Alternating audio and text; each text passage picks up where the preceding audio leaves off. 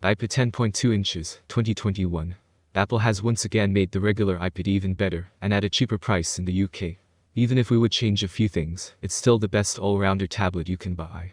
Firms like Sony and HTC might have stopped making tablets years ago, but the iPad lives on, and Apple has another new version of its 10.2 inches model for 2021.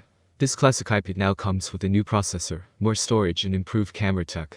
And it does all this at a new lower price of £319, £10 cheaper than the 2020 iPad 10.2 in. However, in the US it still comes in at the same price of US $329. Although there are some things I would change about this regular iPad, it's yet again the best all-rounder tablet you can buy for a variety of reasons. Design and build. The same old iPad design. Now just space gray or silver. Only black bezels. This section of an iPad review feels fairly redundant at this point. This is the 9th generation of the regular iPad and Apple has been using this 10.2 size for 3 years now. You would be hard-pressed to pick out the difference if you saw this model with its predecessor, as the shape and dimensions are identical. Due to some changes inside, the 2021 model is slightly lighter for the Wi-Fi model, but only by 3 grams. One of the only giveaways that this is the new iPad is that the silver color now has a black bezel around the screen, rather than white. A change I personally prefer, even if I would pick space gray every time anyway.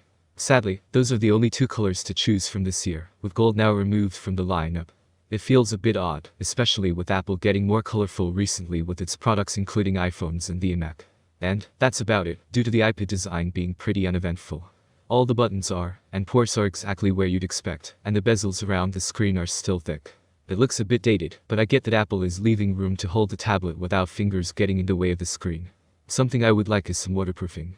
iPads are understandably a popular device to use by the pool or in the bath, but it's still a risk. Still, build quality is high caliber and Touch ID lives on in the home button, able to read fingerprints very quickly indeed. A quick note on accessories here is the iPad 2021 is compatible with Apple's Smart Keyboard, but not the more impressive Magic Keyboard and the Apple Pencil, but not the vastly superior second generation of the stylus. The original Pencil still charges via an awkward lightning connector under a cap at the top, and if you don't keep the battery topped up, and I'm speaking from experience here, it will die to the point of being irreversible. Not a good experience at £99 US $99. Of course, being an iPad, there are a raft of third-party cases, keyboards and styluses to choose from. And anything from the last 2 generations you have lying around should be compatible. Screen and speakers. True Tone tech arrives. Improved color accuracy. Stereo speakers are still not really stereo.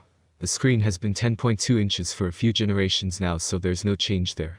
I'm personally used to a 9.7 inches iPad, and preferred the more compact size, but the extra 0.5 inches is no bad thing. I would happily take smaller bezels on the iPad at the risk of fingers getting in the way a bit, but at least there aren't any white bezels now. This isn't just the same display as the last model though, as Apple has added True Tone technology that can automatically adjust the color temperature of the display, based on the ambient lighting conditions. It's also more tuned to the sRGB color gamut, and does a great job of color accuracy, even if it matters less when compared to the use case versus an iPad Pro. Furthermore, the screen is very bright, able to reach a whopping 515 nits in my test using a Spider X. While this helps you when using the iPad outside in bright sunlight, the glass front is very reflective, which can get annoying at times outdoors or in. As mentioned earlier, you can use the iPad with the Apple Pencil, but only the flawed first generation model, rather than the much improved newer stylus, which is a shame. Audio is something that could be improved on the iPad, but it's something that will take a redesign of the chassis. There's a 3.5mm headphone jack, which is great, but the stereo speakers are stuck at one end of the iPad, either side of the lightning port, so you don't get a true stereo field or very immersive soundscape.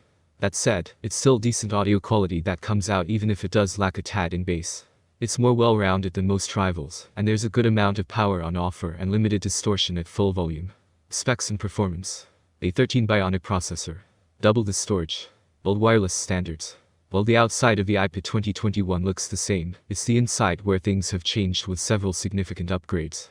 As is fairly customary, the processor gets a bump and is now the A13 Bionic chip, the one from the iPhone 11 and iPhone SE 2020. That makes it 2 years old, but this is normal for the entry-level iPad, and it has plenty of power to handle day-to-day usage. Note that the other new iPad on the scene, the iPad Mini 6, is sporting the A15 Bionic, but the pint-sized powerhouse is a lot more expensive.